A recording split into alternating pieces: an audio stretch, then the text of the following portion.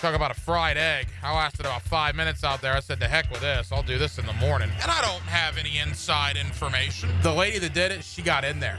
She made it happen. And he doesn't shy away from opinion. And I do enjoy drinking cold beer at ballparks. So if that makes me a baseball fan, then I'm a diehard baseball fan. It's Hacker After Dark on 1010XL. And a very good Thursday evening to you, Jacksonville. It is Hacker After Dark, 1010XL, 92.5 FM with Dylan Denmark. The Hacker Ryan Green with you. Glad you are with us on a Thursday evening. A Thursday evening that finds us that much further into the Jaguar general manager search. A Thursday evening that finds us 2 weeks from today until on-the-field work begins in Indianapolis at the Scouting Combine.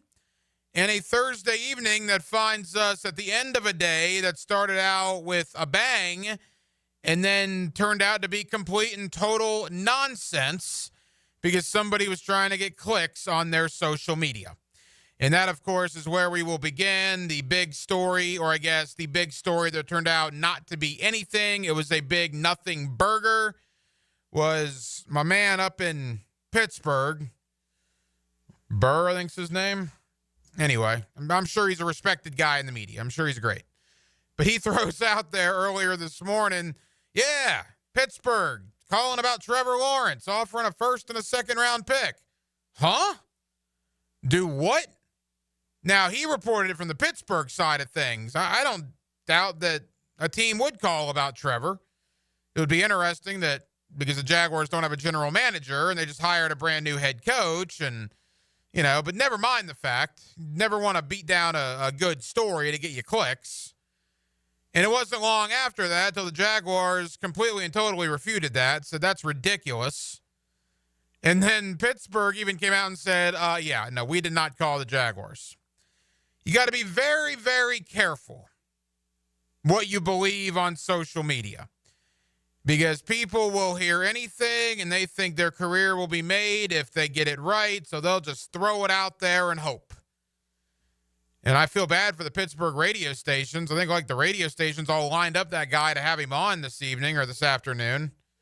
And I'm like, what are they going to talk to him about? It's been completely and totally refuted by the Jaguars and by the Steelers. What on earth are you going to talk to that guy about? But what that gentleman did for us is bring up Trevor Lawrence. And that's where I want to begin tonight. I also want to let you hear from the coordinators, Anthony Campanile and Grant Udinski. Well, they couldn't have hired like a Smith or a Thompson or a Johnson, right? Campanile and Udinski. Sounds like a law firm. I'll get used to saying those because odds are those guys are going to be here for a while. But we'll let you hear from both the new defensive coordinator and the new offensive coordinator coming up as they met the media earlier today. But I do want to begin with Trevor. Guest lineup looks like this. Jared Bailey of the Sporting News joins me in less than 15 minutes. Talking a little NFL, talking Jaguars head coach, the coaching staff, and the GM search. Also, Ryan Michael. If you on social media, you probably are familiar with Ryan Michael. He is a contributing writer and analyst for the Pro Football Hall of Fame. He's a statistician. The guy's all about the analytics, man. He's all about the numbers. And the guy loves Trevor Lawrence. He fights the good fight nationally for Trevor Lawrence. And I wanted to get Ryan on to talk about Trevor Lawrence from the numbers, the decimal points, the analytics side of it. And he joins us coming up here in about 35 minutes or so. We're glad you're with us on a Thursday. Every night here on Hacker After Dark, we do kick it off with a big deal of the night. And Dylan Denmark. Let's do that right now. Time now for the big deal of the night. What's the big deal? What is the big deal? No, because it is a big deal. On Hacker After Dark. I want to have a conversation about Trevor Lawrence. Now, that story this morning turned out to be a nothing burger with Pittsburgh inquiring. There was nothing to it. But it did get Trevor in the news a little bit. You know, we've been so caught up in Doug Peterson being gone and Trent Baalke being gone and the craziness of the Liam Cohen situation and the staff coming together and now the GM search, that here we are almost 6 weeks into the offseason,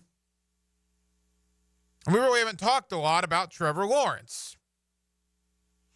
You know, Trevor Lawrence is coming into year number 5 this upcoming season, year 5. And I'm not breaking any news here. I think it's safe to say that his career to this point has been a disappointment. Now, that's relative because people built him up on a pedestal that made him perceived to be the next Elway, right? The next Marino. Andrew Luck would be like the floor for Trevor Lawrence from what everybody was saying coming into the draft. How are you going to live up to that? It was almost impossible to live up to that. Almost impossible. And he hasn't lived up to it. Now, is that all his fault? No. He got dealt a horrific hand his rookie year with Urban Meyer and that fiasco. Doug Peterson and Press Taylor come in, but then all of a sudden they didn't want to go public with who was calling the plays. Guys weren't going downfield. It was 3-yard button hooks and 2-yard slants and just a vanilla, old-looking, bad offense. You combine that with a couple of concussions, a couple of shoulder injuries, a foot injury, a shoulder injury mixed in there. It has been a rough go for Trevor Lawrence through his first 4 years and primarily the last year and a half. A rough go. Year 5's a big year for him. Now, look, he's making $275 million. He's your franchise guy. He's not going anywhere, and no, they're not trading him, regardless of what stories come up on social media. But I'm sure if you ask Trevor, he's very disappointed. I know the fan base is disappointed. The Jaguars haven't done him any favors. Let's get that out in front. 3 offensive coordinators in 5 years, 3 head coaches in 5 years. An offensive line that has gotten him destroyed the last year and a half. The offensive line, the offensive scheme, the coaching staff, it has not been a favorable environment for Trevor Lawrence. Having said that, he also hasn't played very well. He is not a top 5 quarterback in this league. He is not a top 10 quarterback in this league. And I would dare say, based on what we've seen as of late, he's probably not even a top 15 quarterback in this league. In comes Liam Cohen. In comes Grant Udinski. In comes Spencer Whipple and all these young offensive minds. Now, for the first time, we've seen Jordan Love with Matt LaFleur in Green Bay. We've seen Joe Burrow with Zach Taylor in Cincinnati. We've seen what Matt Stafford became when he got traded to the Rams and Sean McVay. We've seen what Kevin O'Connell has done with the Minnesota quarterbacks. Kyle Shanahan, what he did with Brock Purdy. And now Jacksonville has one of those young offensive minds, those innovative offensive minds. And they're paying Liam Cohen as one of those young, terrific offensive minds. This isn't Urban Meyer. This isn't Doug Peterson, who, yes, won a Super Bowl, but let's be honest, was basically fired in Philadelphia and looked like the game had kind of passed him by, at least from a strategic standpoint, over the last 18 months. This is a guy in Liam Cohen that comes from the same tree as Zach Taylor and Kevin O'Connell and Matt LaFleur. Coached under Sean McVay. Did wonders with Baker Mayfield. Now we'll finally get the chance to hopefully see the real Trevor Lawrence, the Trevor Lawrence we thought we were all getting 4 years ago. And if Trevor struggles again in 2025, well, at that point, there's probably going to be a conversation that needs to be had. We're having a little bit of a conversation right now. If Trevor's not good in 2025, and the injuries continue to pile up, it could be a much different conversation a year from now. But I'm excited about Liam Cohen. I'm excited about this offensive staff. I'm excited to see what they can do to help Trevor, because Trevor has not had a lot of help here. That's on the Jaguar organization. You can argue they have sort of let Trevor Lawrence down in the last 4 years. Has Trevor kept up his end of the bargain? No. I would say both are true. Trevor hasn't been what we hoped he would be, but the Jaguars haven't done Trevor Lawrence any favors until now. Now, I believe they did him a favor with the staff that they're putting in. I believe they did him a favor last year when they drafted Brian Thomas Jr. Give credit to Trent Baalke for that. Not supposed to say anything positive about Baalke, but I will give him credit for that. Year 5's a big year, man. 2025's a big year for Trevor Lawrence. $275 million, one of the highest paid quarterbacks in the NFL. Has he been worth that to this point? No. He hasn't. Could he be worth that in the future? Yeah, he could. And it's all going to come down to if Liam Cohen and Grant Udinski and all the boys on the staff can get the best out of what we still hope and what we still believe is a franchise-level quarterback in Trevor Lawrence. 641-1010 on the text line.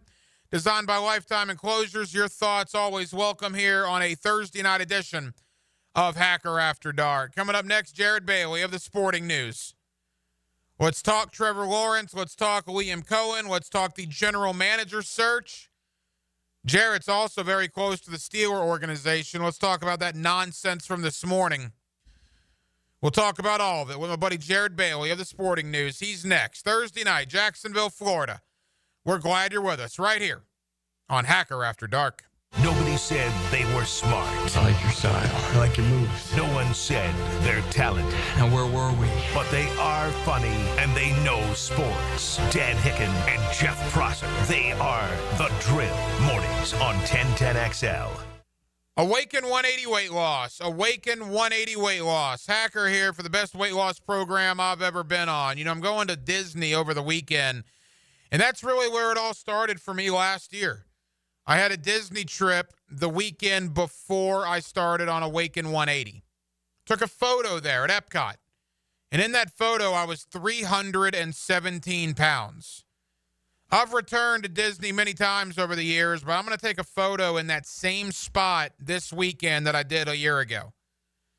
And I'm over 115 pounds lighter, thanks to the best weight loss program I've ever been on. Results speak for themselves, man. I could say anything to you. Just look at me now compared to looking at me a year ago. That is Awaken 180. If it's time for you to lose weight like it was for me, go to awaken180weightloss.com, awaken180weightloss.com. You could be their next success story with Awaken 180 Weight Loss. Baloo here for Smoonez Vision. Why Smoonez Vision? Well, I've been with Dr. Neil Smoonez now since I got back to Jacksonville in 2006. 37 years of experience he has. Smoonez Vision is a family organization that focuses on personal high-quality medical and surgical eye care. Dr. Catherine Smoonez is fellowship trained in cornea and cataract surgery and all refractive surgery. Combined, that's 30 years plus in laser eye surgery. Visit SmoonezVision.com today. Here you can see. Hey folks, Mike Detsy here for Pella Windows and Doors. Look, it's kind of cooling down right now. I love opening my windows up this time of year. If you're looking to upgrade your windows in your home, I want you to visit the Pella showroom on Phillips Highway. Ask about their latest hurricane and impact-resistant windows and doors, rated #1 by Consumer Reports in all 3 main window categories. You want quality, style, and protection? Visit PellaJacks.com and the showroom on Phillips Highway just north of Bay Meadows. That's Pella Windows and Doors online at PellaJacks.com. When you're experiencing sudden, unexpected dental pain, the last thing you want to hear is that your dentist can't see you until next week. That's why I'm so glad I found Harbor Dental Care. Whenever I call, they always find a way to see me within 24 hours, and they can usually fix whatever's wrong the same day. Plus, they have locations throughout Jacksonville, so no matter what side of town I'm on, I can always count on the same great care. If you want to find a dentist who believes in treating people right, learn more at harbordental.care. That's HARBOUR dental.care. Have you tried golfing at the improved Cimarron Golf Club? If you haven't, tell you what, you're missing out on the best deal in Jacksonville. Now, many of you have received a postcard in the mail, and of course, if you bring that with you, $45 plus tax to play. That includes a cart, lunch, and a beer at the brand new Stone Barrel Tap House. Now, go to the website, that is CimarronGolfClub.com, and sign up for the Wild One Loyalty Program. That's the Wild One Loyalty Program, and get all of these specials emailed to you from Cimarron. This date in sports history is brought to you by Southeast Orthopedic Specialists. On February 13, 1990, Larry Bird of the Boston Celtics ended his NBA free throw streak of 71 games as he missed his fourth attempt in a game against the Houston Rockets. What is the coldest temperature ever recorded on Earth? The answer next. There's always a good reason to compare homeowners' insurance rates. You may be paying too much. Protect your home with a Southern Oak insurance policy today. Our family protecting yours. Southern Oak Insurance. The coldest temperature ever recorded was in Antarctica in July of 1983. An unbelievably cold minus 128.6 degrees. Southern Oak Insurance. Our family protecting yours. Did you know your pup could take 30,000 to 60,000 steps a day at Dogtopia of Jacksonville Beach Boulevard? That's a whole lot of tail wagging fun with their best furry friends. At Dogtopia, they turn playtime into exercise, learning, and socialization in their off-leash, open play environment. Dogs build confidence, reduce anxiety, and stay happy and healthy, all while having the time of their lives. Visit Dogtopia of Jacksonville Beach Boulevard today. Before termites attack your home or business and cause costly damage, Terminix it. At Terminix, we know how to stop termites. These destructive pests have been around for millions of years, but before they show up, so do we. And their time is up. Don't live with a termite problem? Terminix it. Visit Terminix.com today to schedule a free inspection online. That's TERMINIX.com. TERMINIX.com. Terminix it. Visit Monahan Jewelers now through Valentine's Day for savings on all GIA certified diamonds and discounts store-wide up to 40% off and interest-free financing on all purchases.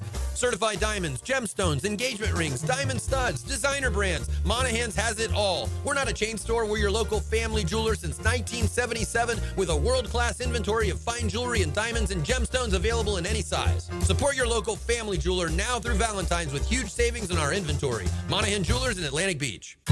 Mia here. Since 1982, Closets by Design has specialized in creating dream spaces for every budget. My designer, Frances, made the process so easy. She came to my house and designed a beautiful walk-in closet that's already so incredibly functional for me and old Beau Valentine. Call today to schedule your free in-home consultation at 1-800-293-3744 or visit closetsbydesign.com. And take advantage of extended savings this month. Get 40% off and another 15% off with 18-month special financing. Denny Thompson here. If you haven't heard, Tyson Sound and Security has a house built right inside their showroom, showcasing complete home automation and security systems. You have to see it to believe it. This setup can recognize intruders who approach your door and alerts them to leave if there's a break-in. Keep your family safe with the most state-of-the-art technology. Tyson Sound and Security, your security, home theater, and home automation experts. New showroom at 3555 U.S. Highway 17 in Fleming Island. Mia here. When it comes to roofing, whether it be shingles, metal, or most repairs, there is one name that has protected your home since 1999. Pro-Jax Roofing. Serving all of Northeast Florida, Mike and his guys have been repairing and replacing roofs for 25 years. Need insurance help? Mike's team can help. Raised in a military family, Mike provides great attention to detail with unparalleled quality and workmanship. They also have warranties, so you can have peace of mind. Call Mike today for a free estimate or online at projaxroofingfl.com. 1010XL is presented by Farah and Farah, exclusive injury law firm of the Jacksonville Jaguars. Protecting you and your family. Call 396-5555. Jacksonville.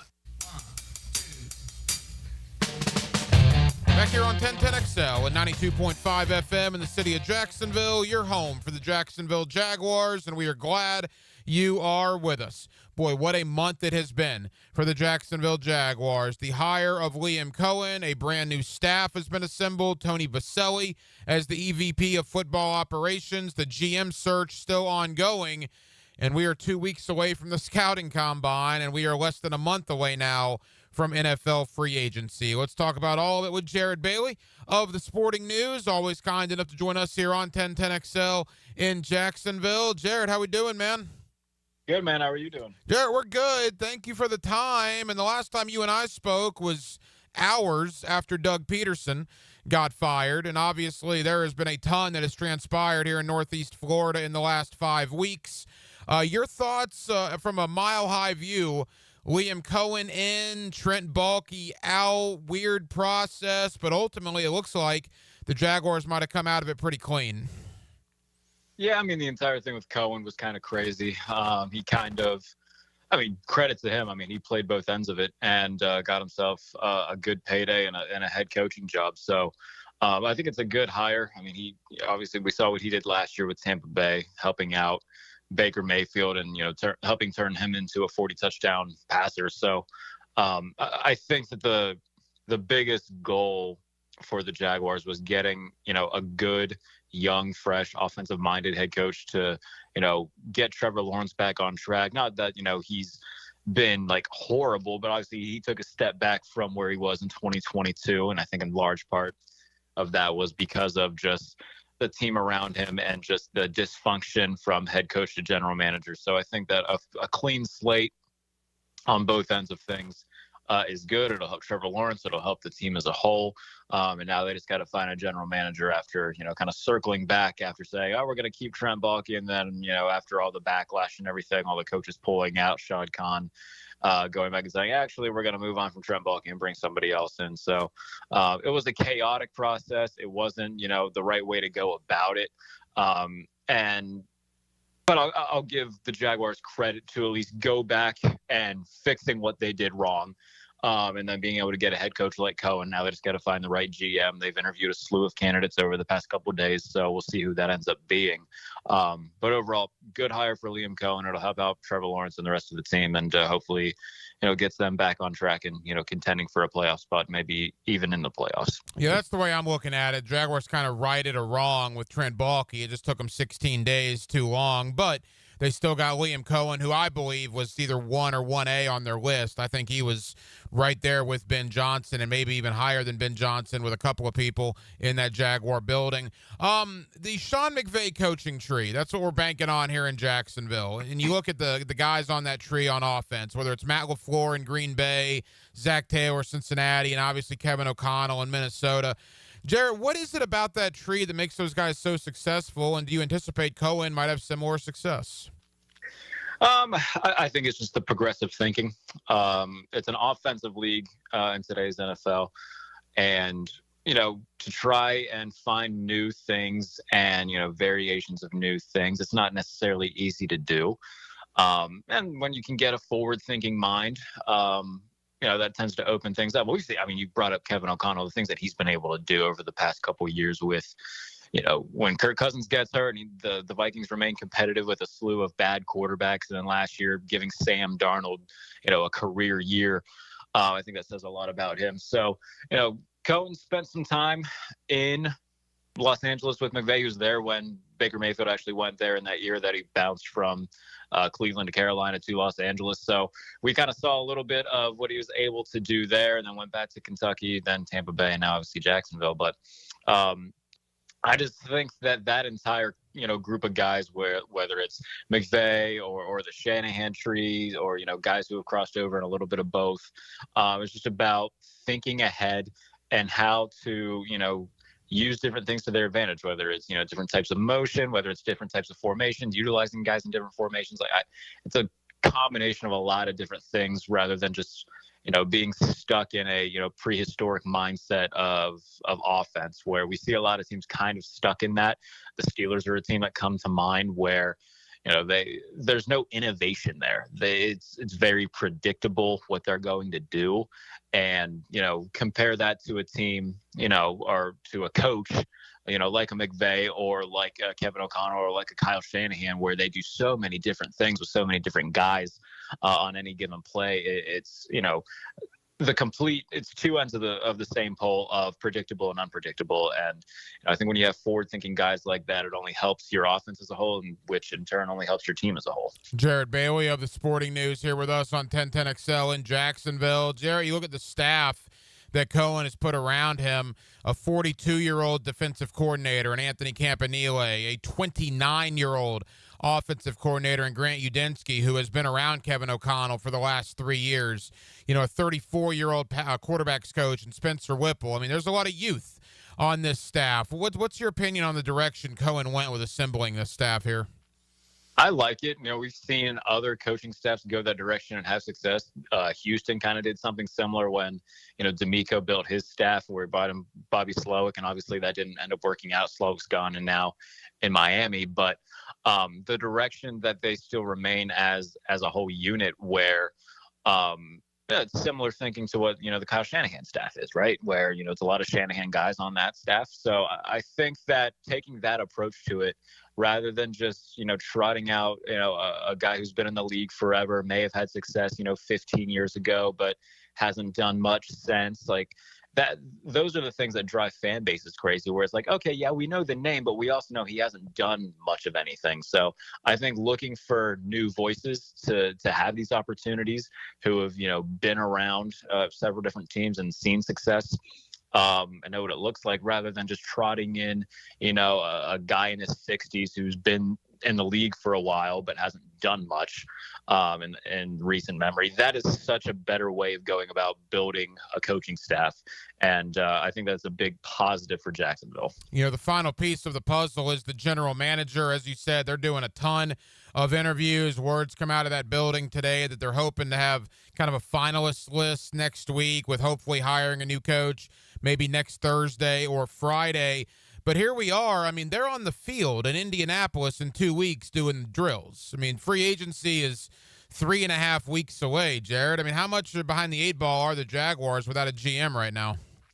Well, I mean, behind enough. We already talked about where, the whole Trent Baalke thing was a massive mistake. And like I said, credit to them for, righting that wrong. But now you got to really hurry up and get your stuff in gear. And obviously there's still people, in the front office who I'm sure are keeping an eye on those things. But when it comes down to who makes the final decision, there's not a guy there. So they got to hurry up and make this decision. We talked about, they've interviewed a bunch of guys over the last couple of days, and hopefully, they get that thing solidified sooner rather than later, so they can move forward when it comes to figuring out, all right, what free agents do we want to pursue? What's our draft board look like? A lot of those things are somewhat in place already, but, the new general manager might have a different thought process when it comes to, who he wants. So I would assume that gets done in the next 48 hours. I can't imagine it would take much longer than that. So it'll be done sooner than later. But yeah, they did put themselves a little bit behind the 8 ball with how they went about things at the immediate end of the year. And I think that's why a lot of people were just like, look, if you're going to move on from Doug Peterson anyway, then just do it in season and just clean house and give yourself plenty of time to think about who you want, rather than wait till the very end and then all the Trent Baalke stuff happened on top of it. So it was just a big dysfunctional mess with how they went about it. They're kind of reaping what they sowed, when it comes to that right now. So hopefully it ends up turning out well. But yeah, they've put themselves in a tricky situation where, every other team has, head coach, GM, all but, taken care of. I want to wrap up with the league as a whole in a moment, but you write for the Sporting News, but you're also very close and cover that Pittsburgh Steelers organization. I guess, rumored story that came out this morning and then got completely defunct by both the Jaguars and now the Steelers about Pittsburgh inquiring about Trevor Lawrence. I thought that was weird when I read it. The Jaguars don't even have a GM. I mean, who are they talking to? And only offer a first and a second. I guess that just goes to show you that people will throw anything against a wall on social media, and unfortunately, some people believe stuff like that. Yeah, and when it comes to Pittsburgh, I think most fans want to believe that the Steelers would just reach out. Even if they knew they weren't going to get Trevor Lawrence, it would feel good knowing okay, at least they're, it shows that they would be willing to give up premium draft capital and pay premium money for a quarterback.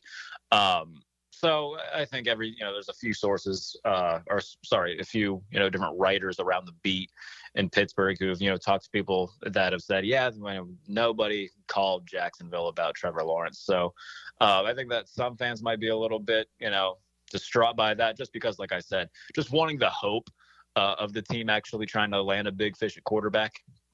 It would have been nice, but it didn't really make sense from the start. I don't think anybody in their right mind would think that the Jaguars would trade Trevor Lawrence. They just paid him a bunch of money last offseason. And, despite what 2023, or I should say what the end of 2023 and 2024 looked like, he's still a good quarterback who, I said it earlier, I think that he's in danger of being Matthew Stafforded when he was in Detroit, where nobody really ever gives him his flowers. And then if he ever goes somewhere else, he'll probably play great right away. And all of a sudden, everybody's just going to be like, wow, Trevor Lawrence is really good. Well, he's always been good. It's just the situation that he's been in hasn't been ideal. So, Jacksonville's not moving on from Trevor Lawrence. They wouldn't have given him all that money if they planned on just shipping him away. What they need to focus on now is just building the best roster around him possible, hoping that Liam Cohen ends up being the right guy. And, like I said at the start of the show, getting back to, being in the playoffs and trying to make a run at things. Final question, and we'll hopefully have you back on right before free agency in about a month or so. But, you look at the coaching carousel. The final piece was put to bed yesterday when Kellen Moore took the job with the New Orleans Saints. I would have to think, Jared, people in New England got to be fired up about Vrabel. Chicago's obviously on cloud 9 with Ben Johnson. Las Vegas gets Pete Carroll. Obviously Liam Cohen here, Aaron Glenn in New York. Dallas is probably still scratching their head a little bit about Schottenheimer, and then Kellen Moore just won a Super Bowl. But by and large, the 7 teams with new head coaches, probably a majority of those fan bases have to be pretty pleased, correct? I would assume so. I think that for the Saints, they probably wanted somebody a little bit more high profile, like a Joe Brady or someone of that sort. But I just don't think that that's a job that many people wanted, just because there isn't much to work with there. It looks like they're probably going to move off Derek Carr, if I had to guess. They're in cap hell like they always are entering the off season, and they're old. Everybody on the defensive side of the ball, for the most part, is older. And offensively, you don't have a lot of talent. So there's not a lot of prospects in New Orleans. So I think that that's why it took them so long to even find a guy, was because, all right, well, nobody of high profile wants this job, and you can't really blame them. So, we'll see with Kellen Moore in New Orleans. But yeah, I would agree for the most part. I think that, every fan base with a new head coach, should feel pretty good about themselves. Chicago obviously landing Ben Johnson. I like the Cohen hire in Jacksonville. Aaron Glenn with the Jets. The Jets seem to be cursed, so I think that he'll do a fine job. But, we said the same things about Robert Saleh. And, a lot of people felt the same way about Adam Gase once upon a time. So I'll kind of hold my thoughts on Aaron Glenn, just because it's the Jets and they seem to have something weird around that organization.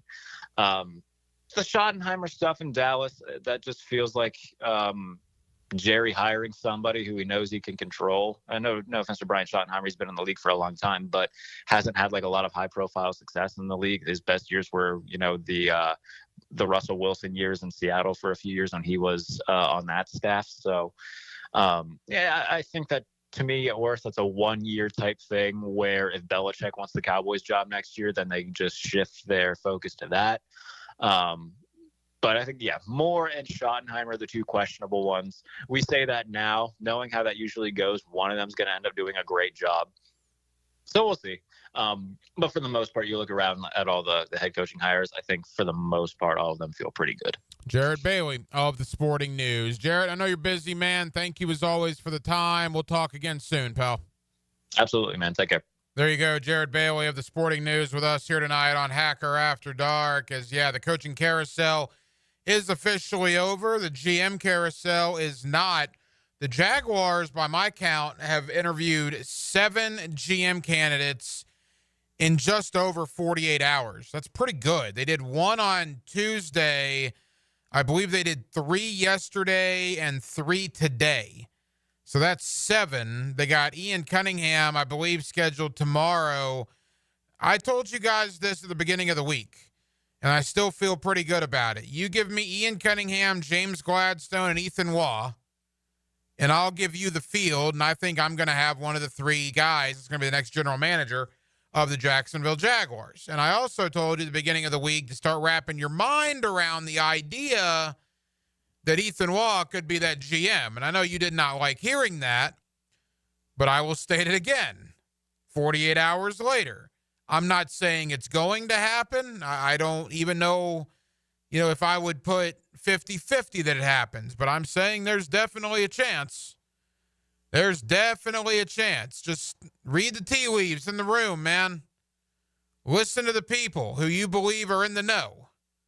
Listen to what they're saying about Ethan Waugh and the overwhelming praise they give of Ethan Waugh. Why do you think they're doing that?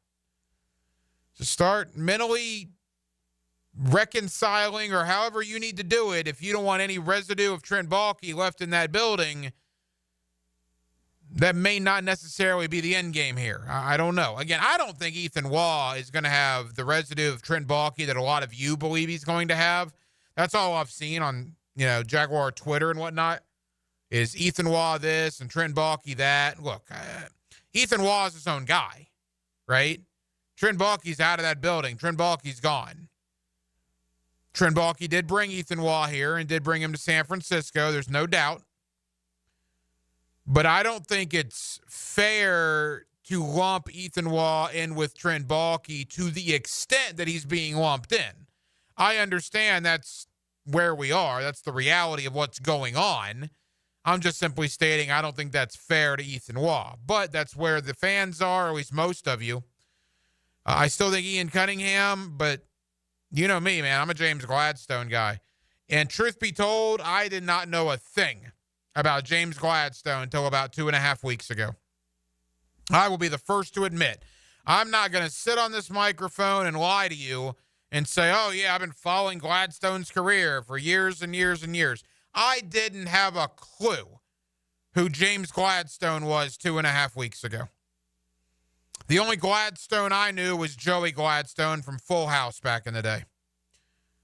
Which, by the way, Denmark, Little Hack is really taking a liking to. We're watching it on Disney+. He's a big fan of Full House. Oh, that was even before your time, was it not? Yeah, before my time. Yeah, man. A lot of my friends watched it, but I never watched it. I am old. Yeah, Full House. That's the Gladstone that I knew. But talking to people in Los Angeles that cover the Rams, doing some due diligence, some research, if you will, in the last couple of weeks, seeing some video clips, and just looking at the drafts the Rams have put together over the last few years. You combine all that, and I'm very interested in James Gladstone. Very interested. And truth be told, I kind of hope that's where it ends up landing. Is it going to land there? I don't know. I think he's in play. I think there's definitely a chance. But I also think Ian Cunningham, and I do think Ethan Waugh, one of those three guys to me, will be the next general manager of the Jacksonville Jaguars. So more on the Jaguar GM search coming up in just a bit. Coming up next, more on Trevor Lawrence, more on Liam Cohen, the analytics side of things, the number crunching, the decimal point. Ryan Michael, if you follow Ryan Michael on social media, I had him on a lot before the season last year. Ryan is a contributing writer and analyst for the Pro Football Hall of Fame. Keyword there is analyst. He is an analytical dude. He's all about the numbers. He's all about the decimal points. He's all about the number crunching.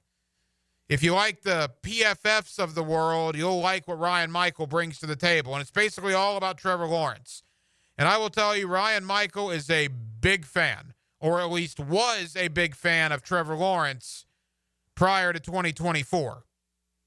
Does last season change that opinion? And what did Liam Cohen do so well with Baker Mayfield that maybe he can do with Trevor? Ryan Michael, contributing writer and analyst for the Pro Football Hall of Fame, coming up next. Hacker After Dark on a Thursday evening in Jacksonville, Florida.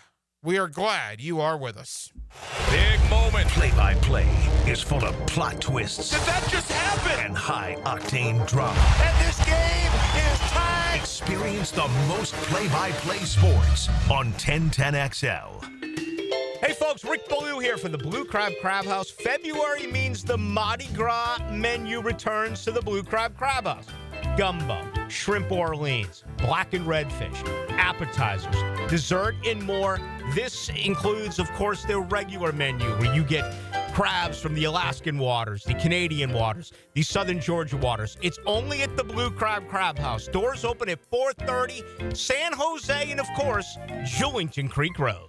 If you're living with dry age-related macular degeneration or dry AMD, you may be at risk for developing geographic atrophy or GA. GA can be unpredictable and progress rapidly, leading to irreversible vision loss. Now there's something you can do to slow it down and get it going slower. Izervay is proven to slow GA progression. Izervay gets GA going slower. Izervay or avacincaptad pagel is a prescription eye injection used to treat GA. Don't take it if you have an infection or active swelling in or around your eye. Izervay can cause eye infection, retinal detachment, or increased risk of wet AMD. Izervay may temporarily increase eye pressure. Your vision may be impaired after an eye injection or exam. Don't delay. Ask your doctor about Izervay today. Izervay gets GA going slower. Visit Izervay.com. That's IZERVAY.com. SportsForecaster.com has all the data you need to project tomorrow's winners. Register for free and track the performance of all your favorite players and teams, including all your fantasy team picks and prospects. Sports Forecaster has the most detailed player profiles on the web. Precise depth charts, every transaction, every injury, every news update. No ranting or raving, no preening or barstool bluster. At SportsForecaster.com, you get the timely info you need for every game. SportsForecaster.com. Sign up for free today. It's kind of like his own private locker, and you're his guest. Every time we talk, I'm reinvigorated by my love of the game. Hayes Carline here. Find my blog at 1010XL.com. Hayes Blog is brought to you by Roland Reach Plumbing, where quality and experience count. If you are an experienced electrician looking for your next big opportunity, look no further than the Millard Electric Company, a trusted name in the industry for over 96 years. At Millard Electric, we tackle the biggest projects in the city, offering you the chance to showcase your skills on a grand scale. We believe in rewarding hard work with the best pay, top-notch benefits, and an unbeatable culture where people actually care about each other. Take your career to new heights with Millard Electric Company. Apply today at millercareers.com. Millard Electric, an equal opportunity employer. Hey everybody, Jennifer Marion with Randy Marion Cadillac in Jacksonville here to say hello, and we'd sure like to have your business. You know what? They're going to love the king of price. My dad believes in making great deals and having a great selection in stock. Cadillac XT4s, XT5s, and XT6s, and Escalades. The all-electric Cadillac Lyriq. CT4s and CT5s. Cadillac luxury and selection is just waiting for you. At Randy Marion Cadillac, Southside Boulevard, Jacksonville. And don't forget, tell them Jennifer sent ya. Southeast Orthopedic Specialist is now offering ortho walk-in appointments. If you have an immediate need for orthopedic care, contact Southeast Orthopedic Specialist immediately. Avoid ERs and urgent care waiting rooms. For more information, go to se-ortho.com. Relieve pain and get back to life. Southeast Orthopedic Specialist. ET here, and if you've ever been injured in an accident, visit my buddy Dr. McGowan at McGowan Spinal Rehabilitation Center. You have 14 days to see a doctor and protect your insurance benefits, even if you're at fault. And no matter what you hear, you have the right to choose your own doctor. So I recommend McGowan Spinal Rehabilitation. Their auto experts will guide you in every step of the way to ensure the care that you need. Your recovery starts with McGowan Spinal Rehabilitation.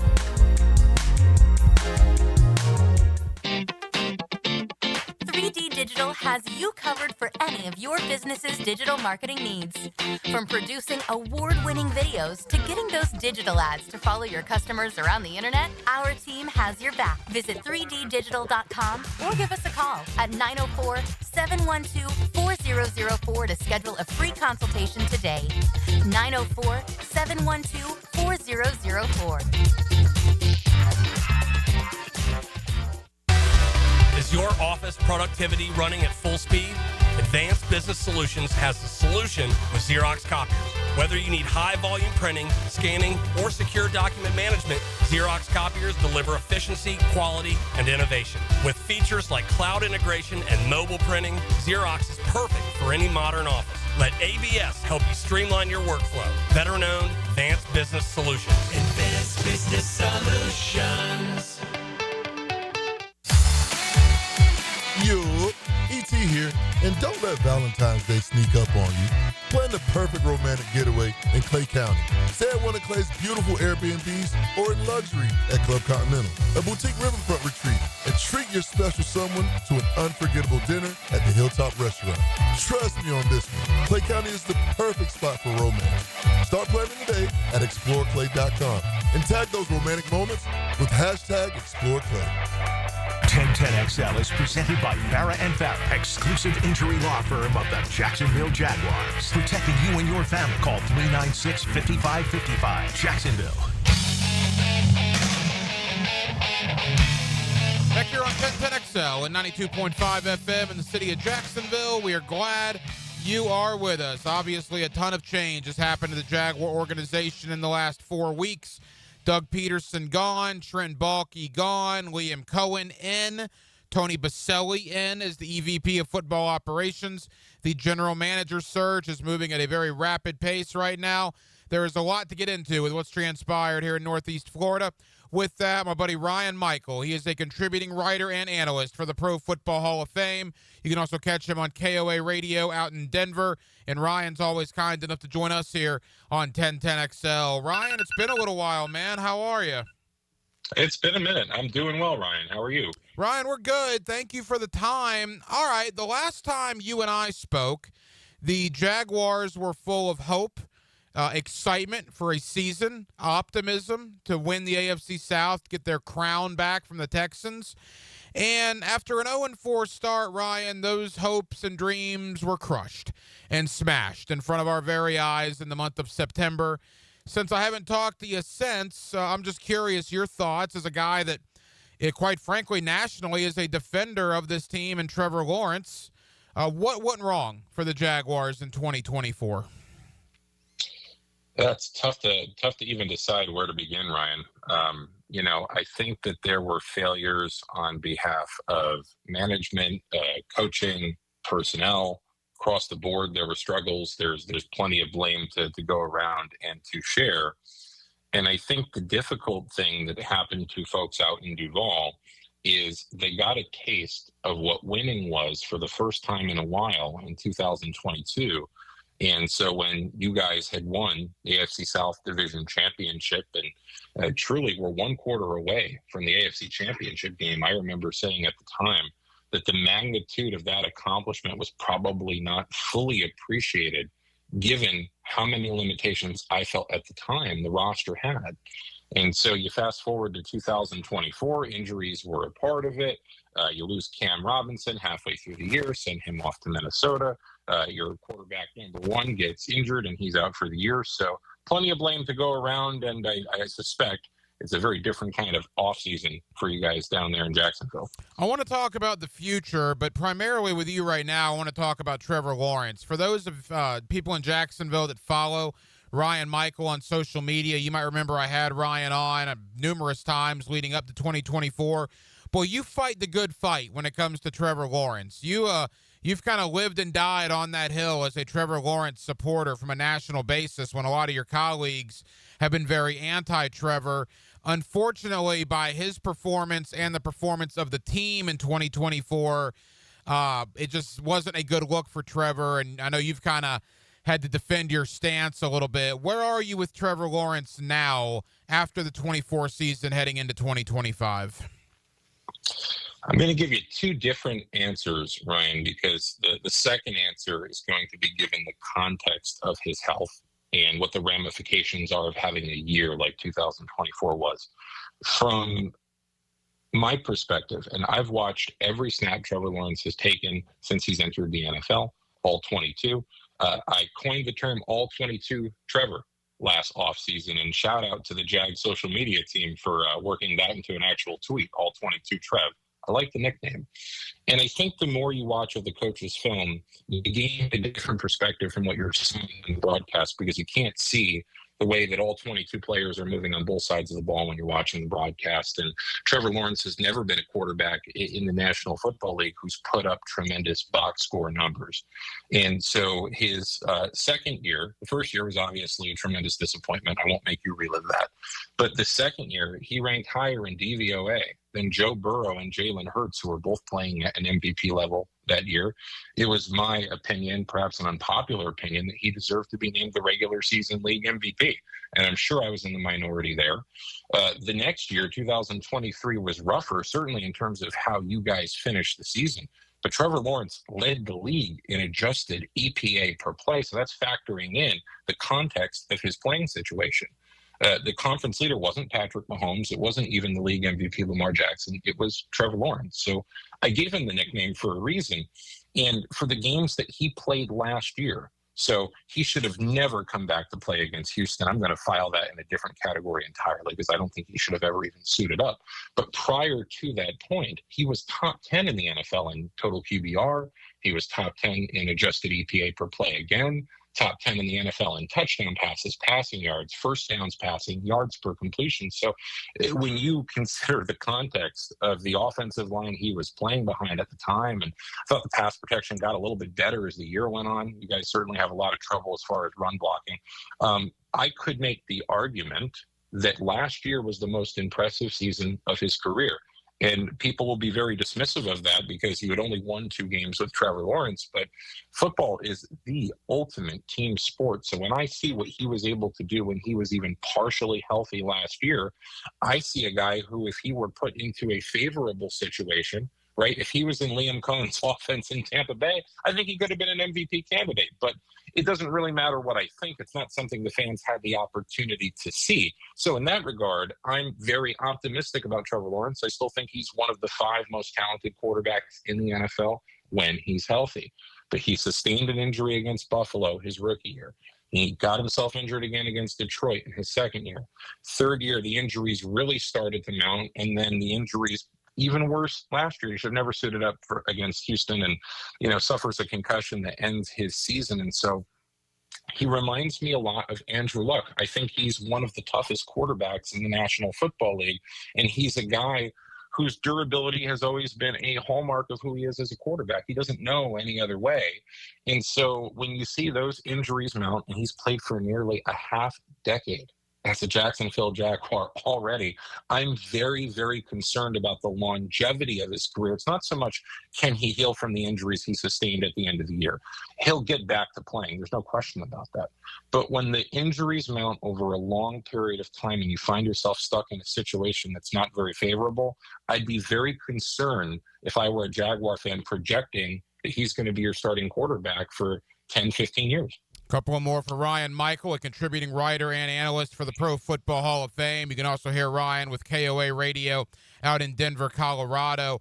Ryan, Liam Cohen is now the brand new head coach of the Jacksonville Jaguars. We saw what he did with Baker Mayfield in Tampa last year. He comes off that Sean McVay tree that's also produced the likes of Matt LaFleur, Zach Taylor, Kevin O'Connell as well. Your thoughts on the Liam Cohen hire and what you think that may do for Trevor Lawrence moving forward? In my opinion, he was one of the better candidates in this go-around in the 2025 offseason. I don't feel that there were as many quality candidates as we've seen in previous years. And certainly, as you mentioned, everything he did in Tampa Bay last year, it would be almost impossible for me to overstate just how impressive it was. Tampa Bay finished the season 4th in points per game. They tied for 2nd in yards per play. Their offense as a whole ranked 5th in EXP, which is an efficiency metric per Pro Football Reference. 41 touchdown passes, was tied for 2nd in the league. And he was able to facilitate success on a team that did have some challenges. They didn't have their starting wide receivers for all 17 games, and yet Baker Mayfield put up efficiency numbers that were even better than what Tom Brady put on that roster when they had even more talent. So if you're looking strictly at 2024 in a vacuum, it can't help but jazz you. I got a little bit of pushback on X when I expressed my concern for his lack of experience at the NFL level calling plays. Last year was magnificent. In 2022, when he was the offensive coordinator under Sean McVay, he wasn't a play caller. And that Rams team had a lot of injuries. So there's plenty of context to the fact that that team struggled and really failed as a collective unit. But I'll say this, had the offense been successful, had it been, say, an Eric Bieniemy situation in Kansas City, I'm sure that Jaguars fans who are hopeful, wanting Liam Coen to be the guy, would point to the success of that year. So I can afford him grace, acknowledging the context. However, he does not have any history of success at the OC level, and now this is the first time that he's a head coach at any level of football.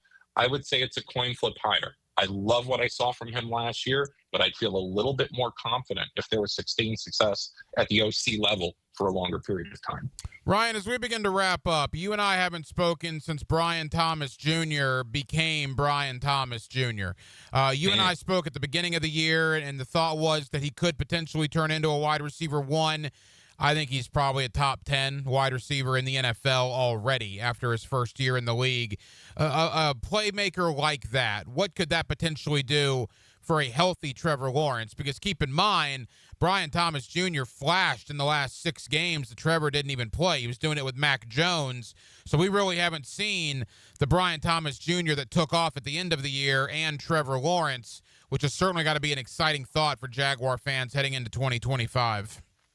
It's an incredibly exciting thought, and I think it's fair to point out Brian Thomas Jr. ascended as the season went on, and I do not feel in any way that was a function of Mac Jones playing the quarterback position at a higher level than Trevor Lawrence. By advanced metrics, it was not even close. He went from a top 10 quarterback in an awful situation to a bottom 3rd quarterback. But if you hone in on those final 5 games with Mac Jones, 41 receptions, 517 yards, 4 touchdowns. If you project that out over a 17-game stretch, it's 139 catches for 1,758 yards and 14 touchdowns. So if you're looking for hope for anybody listening in Duval who's excited about next year, Brian Thomas is certainly the first spot that you're going to want to look at, because you couldn't ask for a stronger close to the end of the 2024 season. No, I think that's a great point. And Ryan, the Jaguars have some decisions to make. They need a general manager first and foremost, and hopefully that happens within the next week. And then the combine is here, and then free agency is here in less than a month. They got to make a decision about Christian Kirk, and they have to make a decision about Evan Ingram. I don't think both are going to get released. I think Evan Ingram is going to be here. The Christian Kirk one is interesting because you save roughly $10.5 million if you were to cut Kirk. We know the relationship he has with Trevor. Gabe Davis looks like he's going to be here because of his contract, and obviously BTJ is here. What is your thought on Kirk in this Jacksonville offense with Liam Coen? Do you believe he needs to be here? Is he vital to the success? At the peak of his power, he was a tremendous asset to the Jaguars offense. And unfortunately, I think we may have seen him reach his ceiling in 2022. He hasn't started a full season since then, 12 games in 2023, and he played in 8 and only had 7 starts last year. So when you look at the salary cap situation and you look to build your roster from the inside out, he may be collateral damage in that regard. He may be a very talented player that you have to move on from, because as much as you have to have respect for the rapport and the chemistry he's developed with Trevor Lawrence, Trevor has missed time, Christian has missed time. So if you're banking on seeing something reminiscent of that 2022 connection next year, I wouldn't be confident that that's exactly what you're going to see. I think he might be the odd man out. Not only are you a contributing writer and analyst for the Pro Football Hall of Fame, you obviously do a lot of work with the Denver Broncos, the flagship radio station in Denver, KOA Radio. Boy, as you leave us, Ryan, they got to be on cloud 9 about Bo Nix out there, correct? I'm not alone in sharing in that sentiment. I'm proud to say before the NFL draft, I was in the minority in having Bo Nix ranked as the second best prospect, not just at the position, but in the entire draft, because there should always be an emphasis on the quarterback position. Jaden Daniels ended up being the NFL Offensive Rookie of the Year, and I had Caleb Williams 1, I had Bo Nix 2. And when you look back and you see the success that Bo had, I'd love to say that I told you so. But even for as optimistic as my projections were, Bo exceeded almost all of my expectations. What exceeded my expectations even more than that, I was certainly hoping for a Vance Joseph defense in year 2 to take a big step forward, but they took such a ginormous leap forward. In my opinion, that was the best defense in football when healthy. And Pat Surtain, what else can you say? Defensive Player of the Year, but I think one of the strongest seasons we've seen at the position in a decade. I'm so happy for the success the team has had, and it's not something that is taken for granted in Denver because it's been nearly a decade since we've had a taste of it. Ryan Michael always fights the good fight for the Jaguars and Trevor Lawrence, particularly on social media. He is a Pro Football Hall of Fame writer and analyst for the Pro Football Hall of Fame. You can also catch his work on the flagship home of the Denver Broncos. That's KOA Radio out in Denver, Colorado. Ryan, always appreciate the time. Thank you, my friend. We'll talk again soon. Sounds good, Ryan. Appreciate you having me on. He's St. Augustine's favorite son. I've always admired diplomats. And Jacksonville's favorite stepson. It's the stories that you tell. Joe Cowart. So much fun and imagination. Afternoons 2 to 4. Not what it looks like. On 1010XL. Now you can watch 1010XL shows all day on X, Facebook, and YouTube. Brought to you by MyBookie. Experience Vegas from the comfort of your phone anytime, anywhere. Sign up today. Use promo code 1010XL. Awaken 180 weight loss. Awaken 180 weight loss. Hacker here. And, a year ago, February 20th to be exact, is when I started on my Awaken 180 journey. At that point, I weighed 317 pounds. I was in a bad way, man. There's no other way to describe it. I was in a bad way. And now here we are, basically a year later, and I'm down over 115 pounds. And it's all thanks to the best weight loss program I've ever been on. I tried a lot of different things over the years. Nothing ever worked. Awaken 180 worked like a charm. Again, the best weight loss program I've ever been on. If it's time for you to lose weight like it was for me, do yourself a favor. Do your family a favor and go to awaken180weightloss.com. That's awaken180weightloss.com. Look, if I can do it, you can do it. And you could be their next success story. Do it today at Awaken 180 Weight Loss. The flagship station of the Jacksonville Jaguars. WJXL AM Jacksonville Beach. WJXL FM Jacksonville Beach. Bueller. Stay cooler with Bueller. Hey, pal, what's the matter? I don't know about this air conditioner, Jason. My job is actually to... 1 minute it's working, and the next minute it's not working. And every time I leave the house, I don't know if I'm coming back to a nice, cool oasis or a steaming cesspool of sweaty garbage fumes and dog farts, and then I'll never get to sleep. And I'll be too late to call someone. And what if I've got a big meeting the next morning and I haven't slept a wink? Okay, dude. Stay cool. Or at least stay cooler. But Bueller Air and Plumbing can figure out why your AC only works sometimes and not all the time. We fix that kind of stuff every day. You mean you can... Life moves pretty fast. If you spend all your time worrying about an air conditioner that can totally be fixed, you could miss it. Stay cooler with Bueller. Visit BuellerAir.com. Your new roof from Universal Roof and Contracting can help save a life. Percentage of every new roof this month will go to St. Jude's Children's Research Hospital. St. Jude's is leading the way. The world understands, treats, and defeats childhood cancer and other life-threatening diseases. Call 855-ROOF-HELP or visit universalroof.com to schedule your free roof inspection. This promotion ends February 28th. Universal Roof and Contracting, protecting your home, building your trust. License number CCC 057165, CBC 1258484. Have you got concrete or asphalt rubble piling up? Arcosa Crushed Concrete will pay you for it and recycle it. They're just minutes from Everbank Stadium on Talleyrand. Call Arcosa Crushed Concrete and get paid for what you don't need. ArcosaCrushedConcrete.com. Transform your bathroom with stunning shower glass from Sky Glass Solutions in Jacksonville Beach. For a free quote, call 904-608-5151 or visit skyglasssolutions.com. When you need a mechanic you can trust, call Sam, Harry, or Joe at AA Automotive on Richard Street. From oil changes to complex engine repairs, AA Automotive promises expert service and honest pricing from a local family biz. AA Automotive on Richard Street. No matter what the reason, sending a floral arrangement from Kuhn Flowers always works. For unique and special gifts, Visit their showroom on Beach Boulevard. Dylan Denmark here with 1010XL. Kuhn Flowers is my go-to and should be yours. Online at kuhnflowers.com. With 50 years of fabrication expertise in towing products, the family at Cannons of Jacksonville can repair or install precisely what you need to tow with confidence. Visit cannonsofjacks.com, where quality and customer satisfaction collide. Need cash? Beaches Jewelry and Pawn has cash, and they're ready to buy guitars, surfboards, jewelry, firearms, tools, and especially gold. And gold market prices are at a record high. Get cash on the spot at Beaches Jewelry and Pawn in Jacks Beach. Ackerman Urology offers the most advanced options for improving men's health and vitality.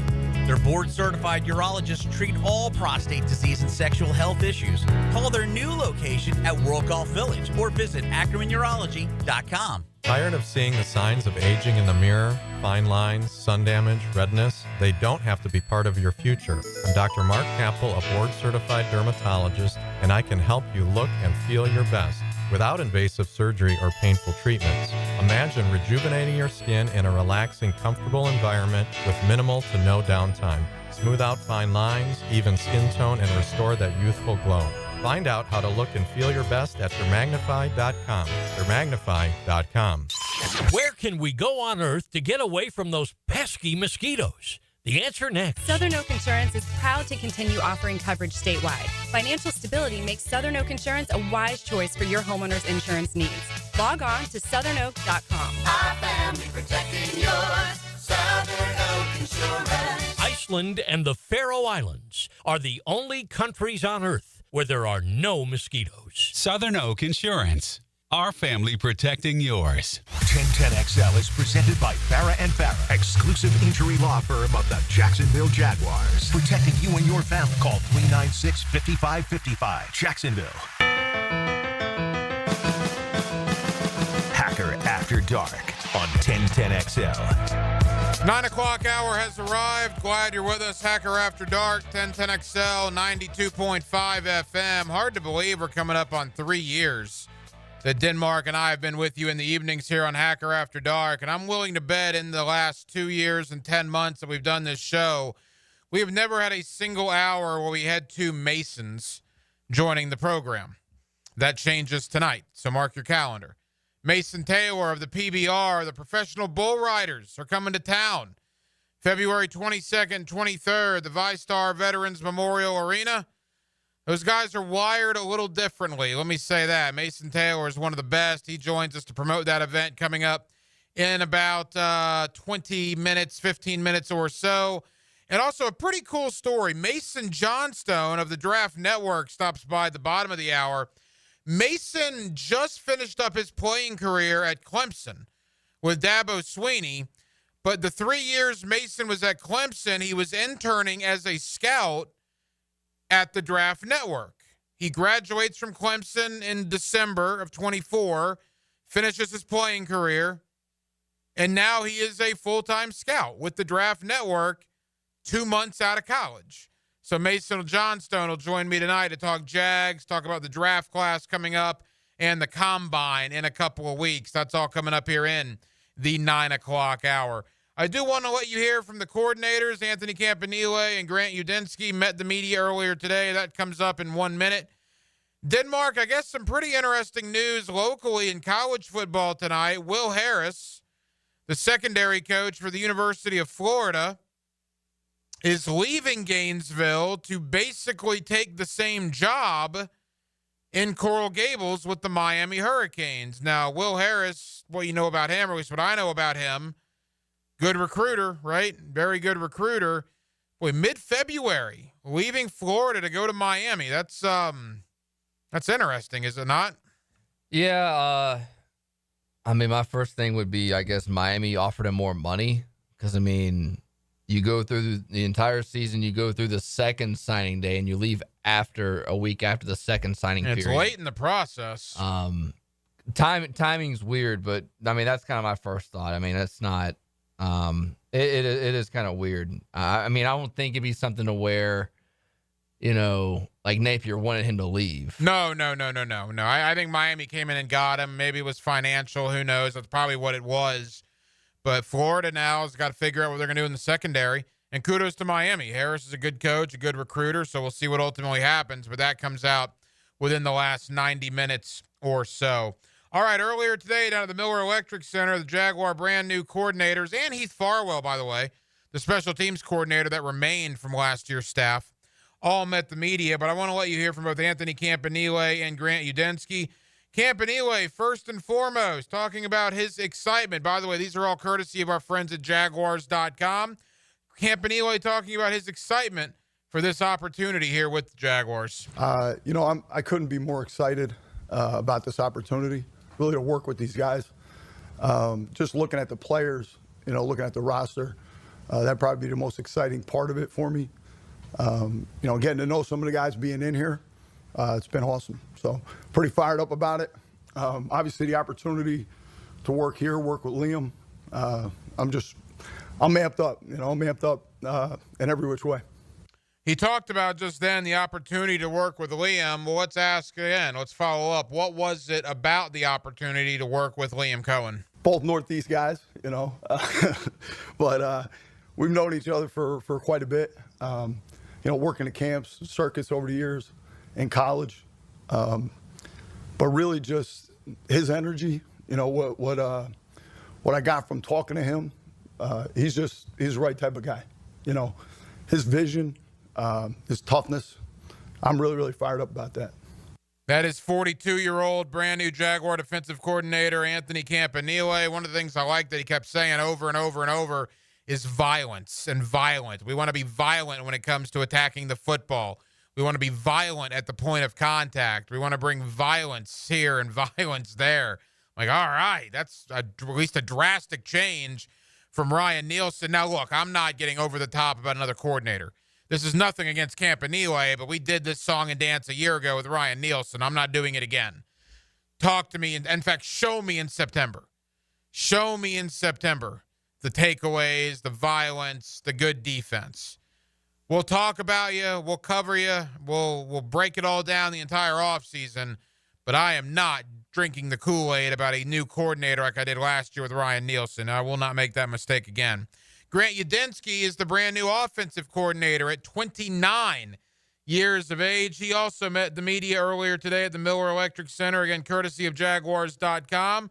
Udinski was asked if he had any misgivings about the job with him not calling the plays as the OC. No misgivings at all. This is a phenomenal opportunity to work with the guys here, the staff here, the organization here. So once I found out about this opportunity, I probably don't have enough words to describe how fired up I was to be able to work with Liam and the rest of the staff. So I know that element, that part of it, the play calling won't be a part of my role, but I'm looking forward to support and help the team win in any way I can. Like Campanile was asked, Udinski was also asked, what was it about working with Liam Cohen? Yeah, I think there's an element of all of those things that come together. I think ultimately that's probably a little bit of a question for Liam more so than me, but I think he takes into account the indirect recommendations, but the direct relationship is ultimately probably most important in my opinion, and from my perspective, at least my relationship with him, because he's the guy who I'm going to be working with every day, and he's the guy who's going to have to deal with me every single day. So if that's not good, then that's not a recipe for a good product. I did think both guys were very impressive. I mean, keep in mind, that's a 29-year-old guy. To think that I'm 12 years older than him is just mind-blowing. And I thought, and Udinski, I'm sure, hasn't done a ton of media, right? When you're the assistant quarterbacks coach and you're like the fourth guy on the offensive staff in Minnesota, you're probably not talking to the media very often. So today, getting put out there in front of everybody, I thought he handled himself very, very well as a 29-year-old. And we're going to say that over and over and over because it's so shocking. And it's kudos to him. And keep in mind, he interviewed in like 5 or 6 different places this cycle for OC jobs. He was in demand. And I can see why, just off the cuff, listening to him, watching him. Very interested to see what happens there with Grant Udinski and his role with the Jacksonville Jaguars. And with Campanile, the one thing I will say, he is the type of dude you just want to go have a beer with. I mean, just watching him, watching some of the clips that Hard Knocks had when he was with Miami, talking to people in Green Bay, he just seems like a dude, man. A guy that you just want to go talk ball with, have a burger and a beer, and just have a boys' night, which I kind of like, right? Kind of like that. Again, I'm not going to get too high on either guy, but for what it was an introductory press conference. I thought they both conducted themselves very well. I think Liam Cohen has assembled a very good staff here on paper. Will it translate to wins and losses? Well, we got to wait 7 or 8 months for that. But for what we have to go on, it's positive right now. General manager search is still ongoing. Again, they've interviewed, by my count, 7 potential GM candidates in the last basically 48 hours. One would think they're going to interview 1 or 2 more to get to probably 9, maybe 10 introductory interviews. And then I saw Jamal St. Cyr of Channel 4 said he had sources telling him they're probably going to get to 4, maybe 5 finalists within a decision expected late next week, next Thursday or Friday. And whoever gets the GM job, unless it's Ethan Waugh, who already lives here, will fly in, sign a contract, and probably get right back on the plane to go to Indianapolis. Because the Jaguars, like every other team, are heading to Indy for the Combine in 10 days. Free agency, the negotiating period begins March 10th. Today is February 13th. You know what that means? It means we're at 4 weeks, basically. 4 weeks roughly away. 25 days, less than 4 weeks. 25 days away from the free agency negotiating period. It is going to come quick. It is going to come fast. And the Jaguars need to get a GM in place, need to figure out what they're doing, because they need to hit home runs in both free agency and, of course, the NFL draft in late April. We will talk about that NFL draft with Mason Johnstone of the Draft Network. He comes up in about 15 or so minutes. Coming up next, Mason Taylor of PBR. The professional bull riders are coming in Jacksonville February 22nd, 23rd at the ViStar Veterans Memorial Arena. I'm taking a little hack down there. I'm looking forward to it. Let's talk to Mason Taylor, one of the best when it comes to the PBR. He joins me next on a Thursday night in Jacksonville, Florida. We're glad you're with us. Hacker After Dark till 10 o'clock right here on 1010XL and on 92.5 FM. There are 4 seasons: winter, spring, summer, and Jags football. To the 5, into the end zone, touchdown! Jaguar football lives here. 1010XL, home of the Jaguars. Love is in the air this February, but nothing kills the mood like a plumbing or HVAC problem. Whether it's a leaky pipe, a backed up septic tank, or your heater isn't keeping things cozy, don't worry. We've got you covered. Call Duck Rooter Plumbing, Septic, and Air Conditioning. Our expert team is here to keep your home running smooth, no matter the issue. When you're stuck, call the Duck, 904-862-6769, or online at duckduckrooter.com. Hello, First Coast. I'm sure by now you have seen our bright green GFL trucks and containers throughout the greater Jacksonville area. We're an industry leader in solid waste and would love the opportunity to earn your business. We're committed to customer service, reliability, and have an unwavering focus on safety. Whether commercial or construction, let us haul your waste away. Call 904-760-5880 to get a quote today from GFL, Green for Life. This is Hayes Carline here to help you break free from the chains of pest infestation. The talk of this town is Kingfish Pest Control. By now, many of your neighbors have already joined the Kingfish Revolution, leaving their homes and lawns protected and pest-free. Now it's your turn. Call Kingfish Pest Control and say goodbye to termites, ants, mosquitoes, and other annoying pests. Trust me, you'll get exceptional service and understand why your neighbors and I use Kingfish Pest Control, proud partner of the Jaguars. David Garrard here. Playing in the NFL can put a lot of wear and tear on your body, especially your knees. Southeast Orthopedic Specialist has kept me mobile and ready to tackle every day. Southeast Orthopedic Specialist. David Garrard here. I've had the PRP treatment from Southeast Orthopedic Specialist, and my knees are really doing well. Platelet-rich plasma treatment may be the answer for whatever is hurting you. Southeast Orthopedic Specialist.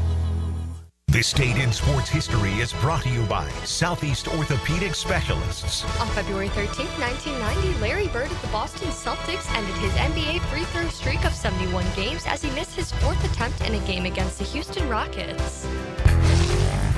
I'm with Greg from Cycles of Jacksonville, and I tell you what, you got something really cool coming up, a Triumph Off-Road Day. Give us all the details. We do. It's February 22nd. It's at North Florida Motocross Park up in Hilliard. We're going to be there from 10 a.m. to 2 p.m. doing demo rides. Bring your gear and come ride a Triumph dirt bike. And that means you can find out everything that Triumph has to offer off-road. Absolutely. We will have the 250 and the new 450 ready to ride. Check it out. All the details are on Cycles of Jacksonville's Facebook page. Pick it here for Bow 9 Associates, where you'll find Jacksonville's most esteemed eye doctors at each of their locations. After being selected for one of the most competitive ophthalmology fellowships in the world, Dr. Frank Bowden is frequently called upon for his expert opinion. He is currently one of the few cornea and external disease specialists in the area and the founder of Bow 9. Visit Bow 9 Associates today and experience the difference. Bow 9 Associates, keeping the First Coast focused. Instant Keys. You don't have to go to the dealer. Instant Keys comes to you. Instant Keys saves the day if you have lost or broken keys. They can program new keys and remotes for nearly every make and model of vehicle at a fraction of the dealership cost. Fast, honest, and reliable locksmith service. Call 722-1111. Instant Keys. Instant Keys. You don't have to go to the dealer. Instant Keys comes to you. Hey, this is Bert Cannon with the First Coast YMCA. Youth sports at the Y can help nurture your future athlete's potential and experience the joy of being a kid. At the Y, we're providing a safe, clean, and fun environment with basketball, soccer, volleyball, gymnastics, elite skills training, and more. Best of all, participation in Legacy Youth Sports League is free with your family membership. Visit fcymca.org to learn all about youth sports at the Y. Cannonball! Honey, someone's in our pool. Oh, refreshing. John, what are you doing? Oh, hey, Dave. Seeing as how me and the guys at Clearwater Irrigation reinstalled your sprinklers after the pool contractor ripped it out, I thought you wouldn't mind if I took a quick dip. But in a Jaguar print Speedo? Yeah, Dave. My bad. Clearwater Irrigation. We can't sing a lick, but we sure are good at sprinklers. And drainage, too. 1010XL is presented by Farah & Farah, exclusive injury law firm of the Jacksonville Jaguars. Protecting you and your family. Call 396-5555. Jacksonville. Back here on 1010XL and 92.5 FM in the city of Jacksonville. We are glad you are with us. Boy, we got a cool event coming to the Jacksonville VyStar Veterans Memorial Arena on February 22nd and 23rd. The professional bull riders are going to roll into Northeast Florida, and one of the main guys with them is Mason Taylor. Boy, he is an accomplished guy when it comes to the PBR. He will be here in Jacksonville, and Mason is kind enough to join us here on 1010XL. Mason, how we doing, man? Doing great, man. Thanks for having me. Hey, Mason, we always appreciate it. Boy, you started this journey as a teenager. I'm looking at your bio here, and I obviously knew about you, but I didn't realize, was it 18, 19 years old is when you broke onto the circuit, man. What was it about PBR that led you in that direction at such an early age? Man, I grew up, most guys growing up that were a little older than me wanting to go to the NFR, but when I grew up, the PBR was kind of booming, and I got to watch and go meet some of my favorite guys like Chris Shivers and Justin McBride and J.W. Hart and Cody Hart, and got to go meet all these guys at a young age, and it's all I wanted to do was make it to the PBR. Well, I like to consider myself, Mason, a pretty tough guy. I'll do the show with a sore throat, maybe a hangnail or something every once in a while. But I see here in the World Finals of 2021, you competed in the World Finals of the PBR with your jaw wired shut. That is next level, my man. Yeah, that was kind of a stepping stone in my career, was because I wasn't going to go that week. And, my mom and dad come down, and we got on the barrel, and the swelling went down on my face. And 3 days later, when my helmet fit me, we bought flights and we all went out to the World Finals. And it was probably the best World Finals I had. I don't know if it was because I couldn't eat anything and was that hungry or what it was, but I rode a lot of them that week. Mason Taylor of the PBR with us here on 1010XL. The professional bull riders are going to roll into Jacksonville February 22nd and 23rd at the VyStar Veterans Memorial Arena. Now, Mason, if memory serves, you do the individual PBR, but you're also on the team side as well. What are the differences between the two? So the individual season's the top 35 guys in the world, for 6 months out of the year to, kind of battle it out and see who can win a world title. And then the second half of our season is with the teams, which is 5-on-5, and it's, kind of an aggregate deal. So you got 5-on-5, and the best scores out of them 10 bulls on each team, they win. So it's kind of like a football game or a baseball game, just with bull riding. I'm taking my family down there to the event on the 23rd. Really looking forward to it. My 5-year-old is all sorts of fired up to see you guys and to see what you guys do. For people that have never been to the PBR, Mason, kind of describe the event. What can folks look forward to here in Jacksonville? Man, if you've never been to it, it'll be one of the coolest things you've ever been to. It's the music's a lot louder. There's fireworks, a bunch of pyro. It's the best guys in the world against the best bulls, and if you love rodeo, you'll for sure, whenever you come here, you'll love it. It's going to be a lot of fun. Again, February 22nd, 23rd, the Veterans VyStar Memorial Arena here in Jacksonville. The professional bull riders are rolling in. Mason Taylor will be one of those. Mason, I imagine the competition out there, you compete against these other guys pretty regularly. I imagine it's just like other sports, right? I mean, there comes down to bragging rights, competition. It's probably a lot of good things going on out there in these events. Oh, for sure, man. And, we're all one big family. We're all brothers, but, when it comes down to it, I want to do a little bit better than my friends did. So, it's a little friendly rivalry going on. But, yeah, it's at the end of the day, it's a competition. It comes down to it, and everybody wants to win. Mason, as we begin to wrap up, you talk about the World Finals, and I see you've competed in, I believe, 5 World Finals. Talk about that aspect a little bit. I mean, is PBR big around the world? Absolutely. We got guys from Australia, Brazil, Mexico, Canada. Wow. When you make it to the World Finals, it's kind of the Super Bowl of our sport. It's as big as it gets. Man, that's awesome. That's awesome. You've obviously been there a number of times now and still relatively young in your career there with the PBR. All right, finally, Mason, invite them on out. What can people look forward to? What can they expect? Again, February 22nd, 23rd, the Jacksonville VyStar Veterans Memorial Arena. Tell folks in Jacksonville what they can look forward to. Man, everybody needs to come out and enjoy a good, fun family environment and come cheer on the New York Mavericks. There you go. I will be there with my son, my wife as well. We're looking forward to it. Mason Taylor of the PBR. Mason, thank you as always. Best of luck moving forward, and certainly best of luck during your time here in Northeast Florida next weekend. Appreciate it. Thanks for having me, man. Some people call it Jax. Some call it the First Coast.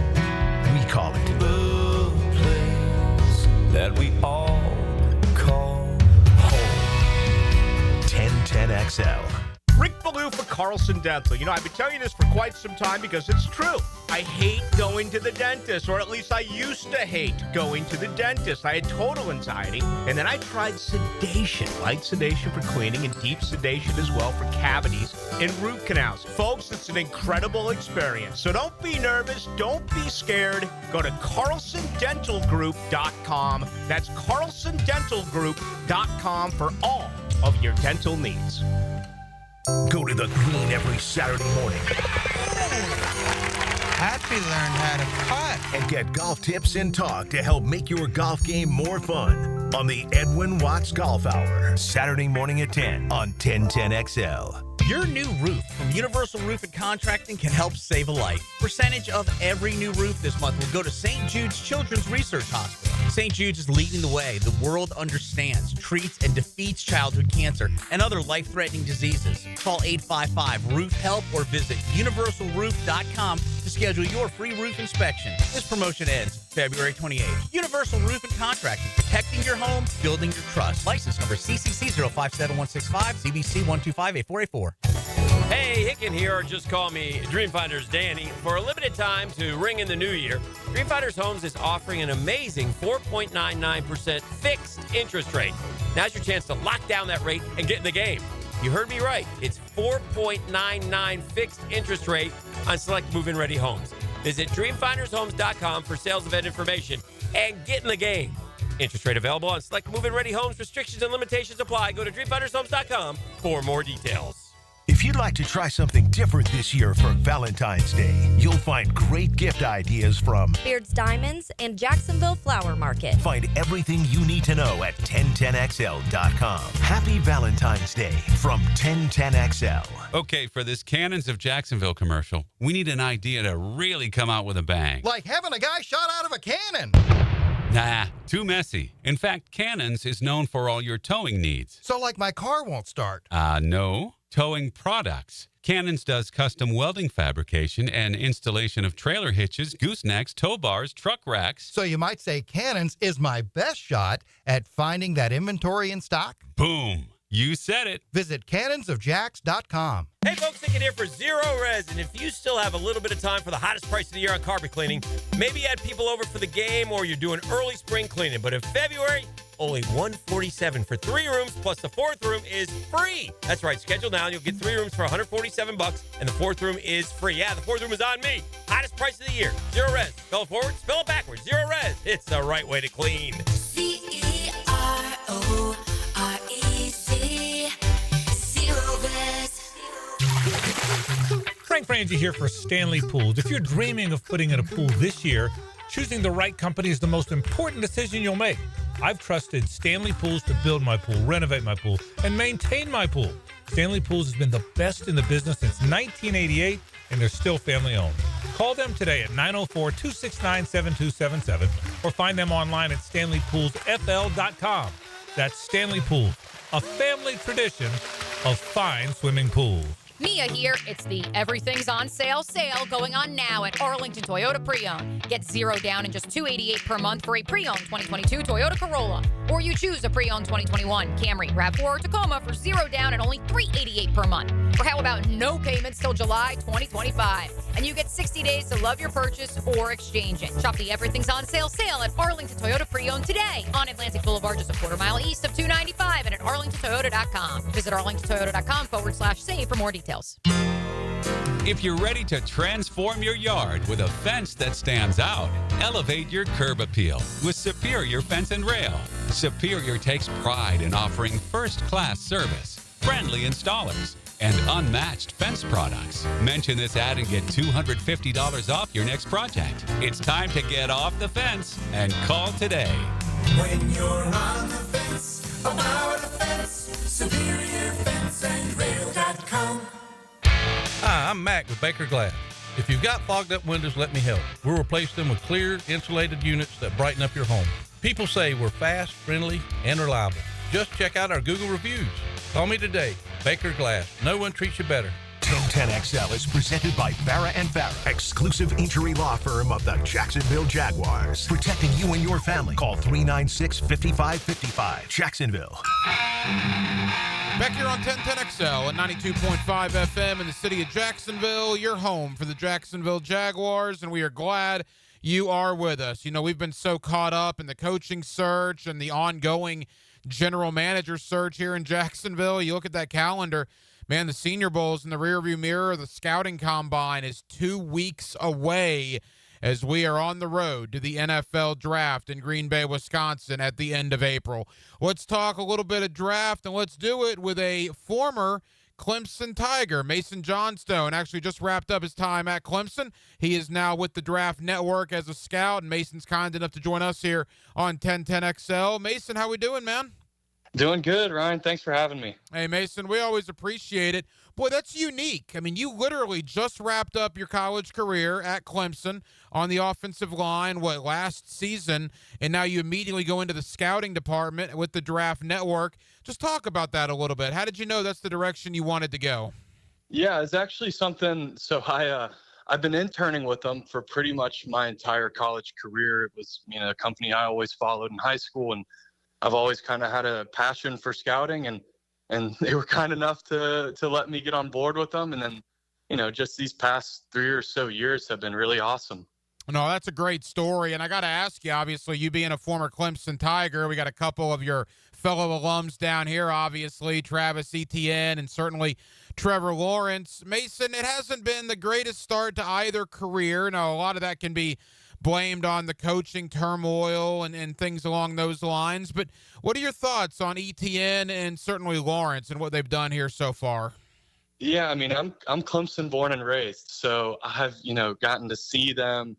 I watched every college game they played. I'm a huge fan of both of them. And I know, like you said, maybe not the smoothest start to either career, but I think especially, with Travis, you're getting just a dynamic, special player. It's just a matter of how do we get him in the right circumstances, right situations. And then for Trevor Lawrence, I think, it comes down to, how can we breed more confidence in him? How can we make him more comfortable?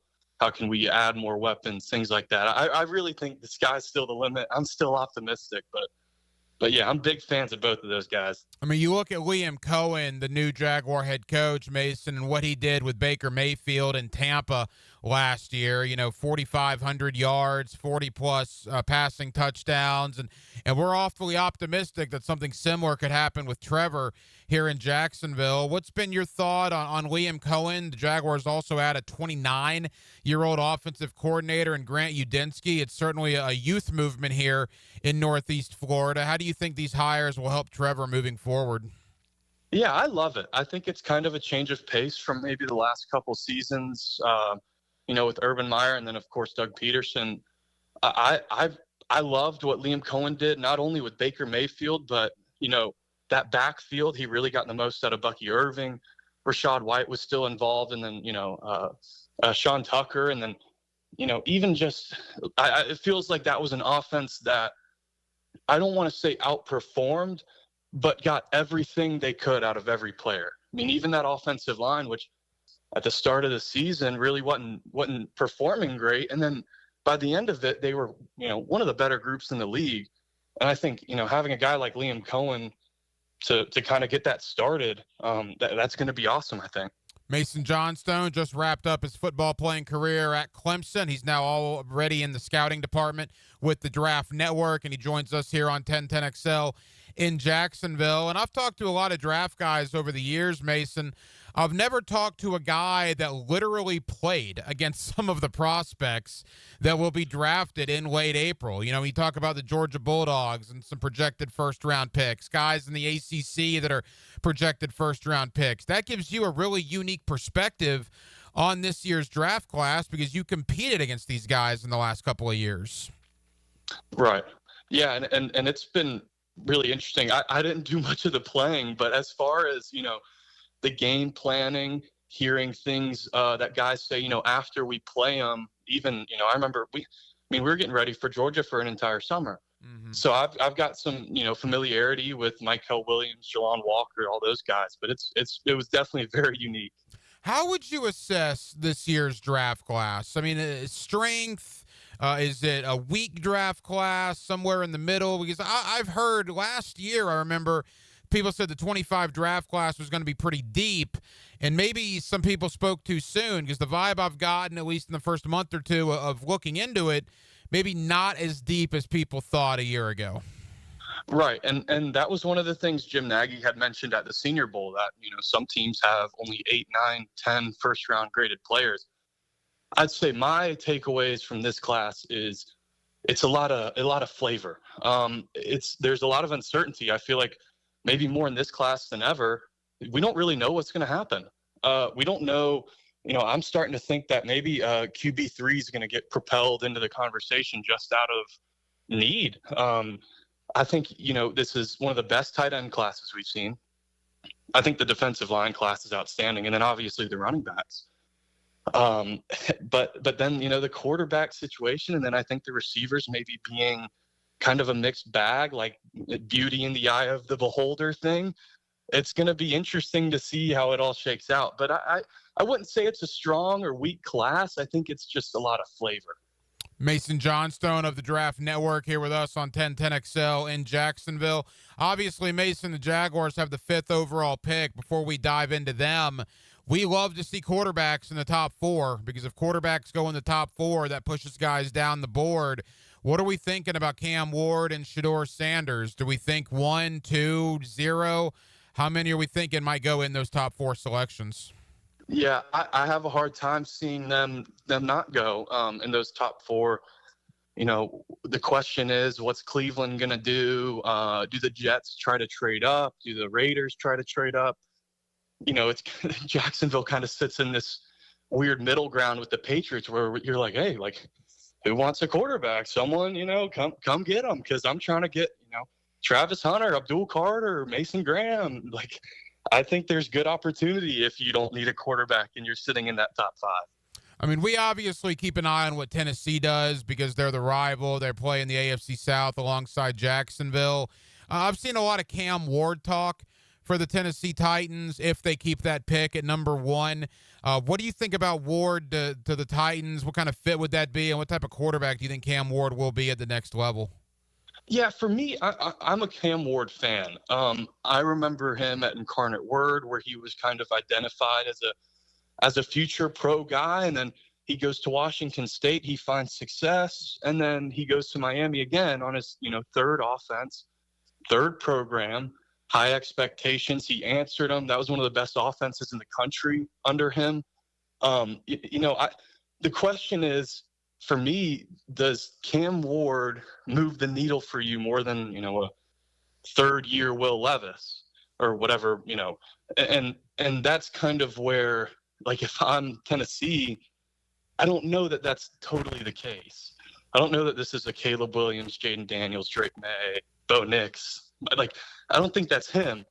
And so you kind of have to weigh your options there. And I think that's a tough situation because you don't want to sit there and not take a quarterback, and then you have to respond to that, right? So I'm really unsure. I think I like Cam as a prospect, but I don't know that he is the right fit totally. You know, it's interesting, Mason. Again, Mason Johnstone, the Draft Network here with us. When we start talking about Jacksonville, the thought is, at least a lot of mock drafts, some of them have at least 1. Some of them have 2 quarterbacks going in the top 4. And the general consensus is that Abdul Carter of Penn State and Travis Hunter of Colorado will also go in that top 4. And that's one I agree with.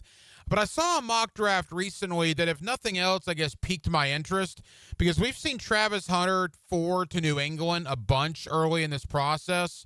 But the mock draft that I saw made light of the fact that Mike Vrabel is obviously the brand new head coach in New England.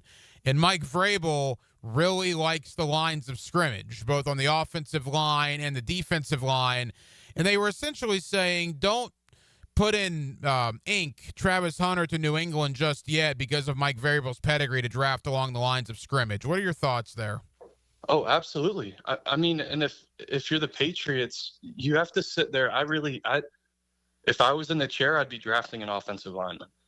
I think it doesn't make sense, you know, to not go through the efforts to protect Drake May, bolster the run game. And this is honestly a class where I think, you know, there's not a Joe Alt in this class, but there's similar safety in some of these top offensive linemen. And I really think they couldn't go wrong with a number of guys there. But Travis Hunter almost feels like a luxury pick that they can't afford. That's kind of how I see that. Well, look, we've talked a lot about Travis Hunter here in Jacksonville, and if he were there at number 5, I think the Jaguars should jump all over that. I have my doubts he will be, but a guy that we see constantly mocked to the Jaguars is Mason Graham, the big interior defensive lineman out of Michigan. Mason, what's your thought on Graham?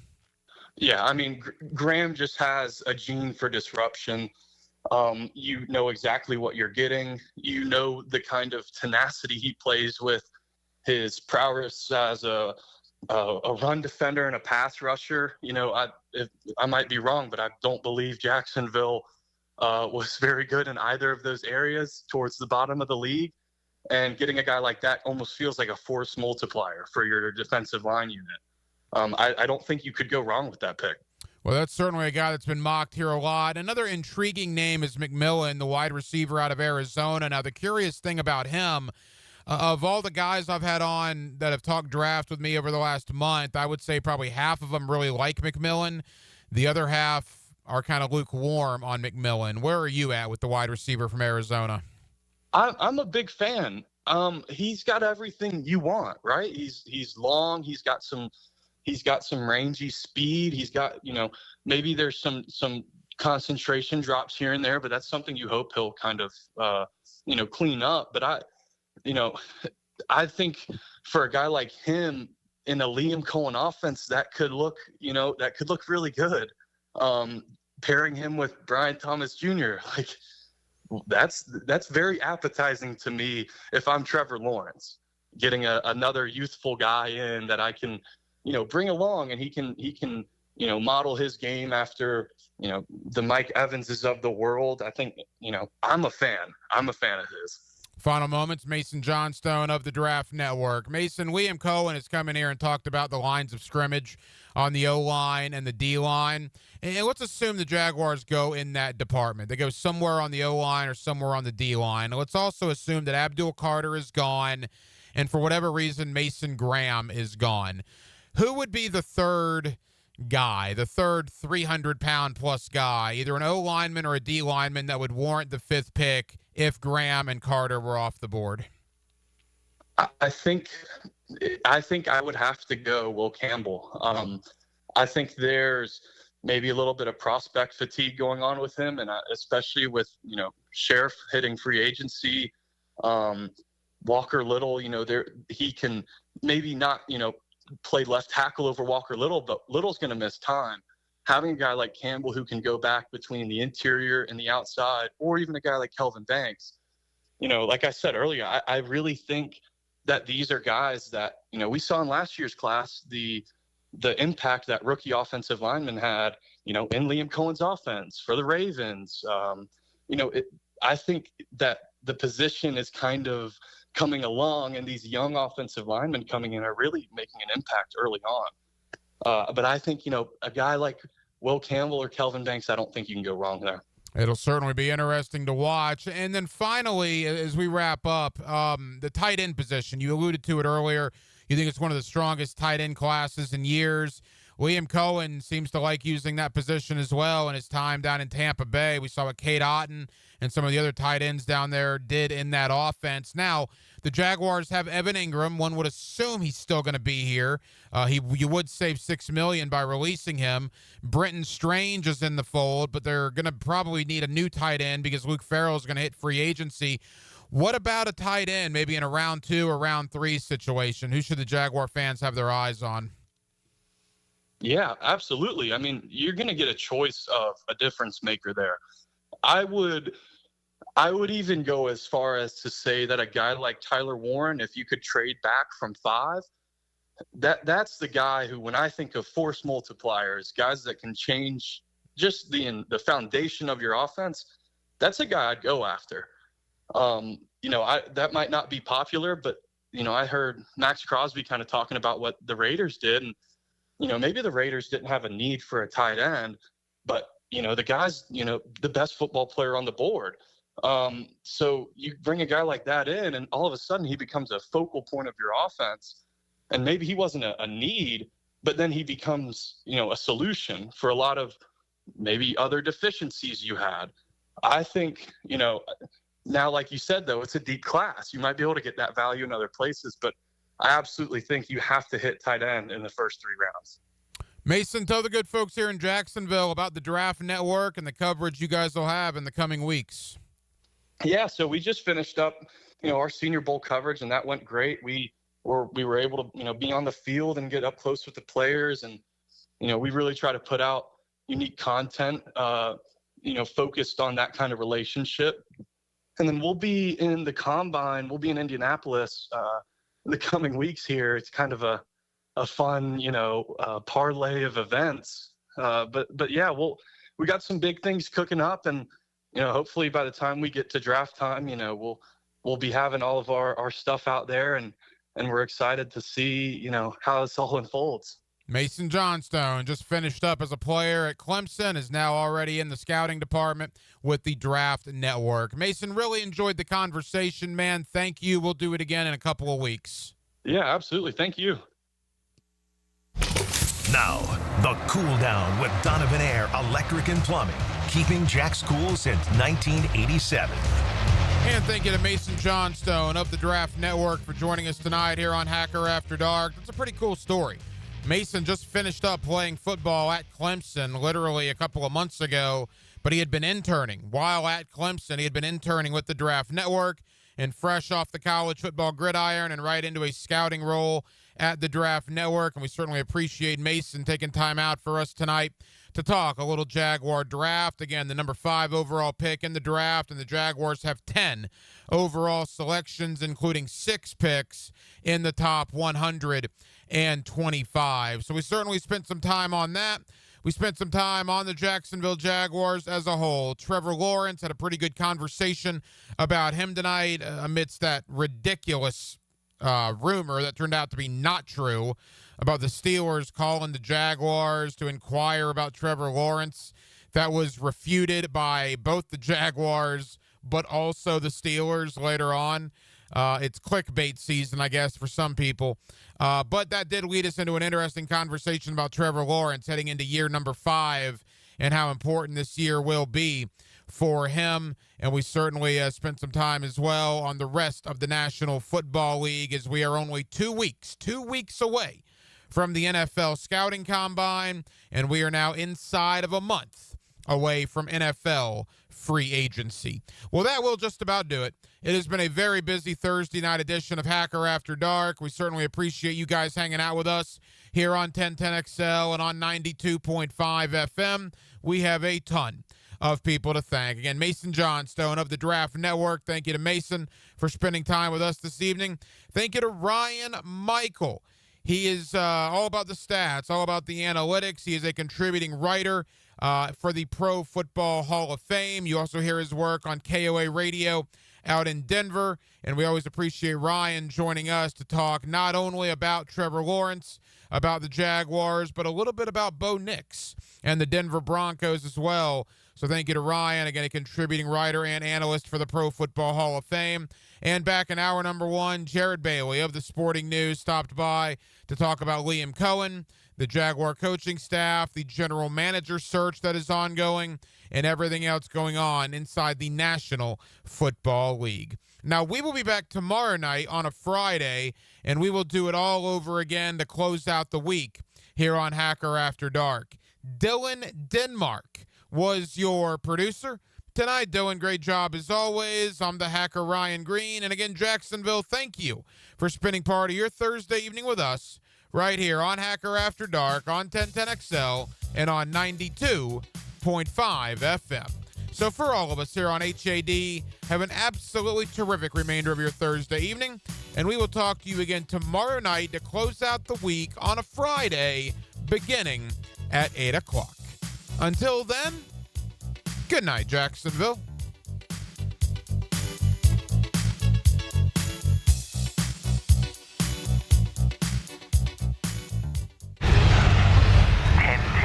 Oh, it's beautiful. You hear it too? What do you hear? The voice. 1010XL. He does have a warm, attractive voice, doesn't he?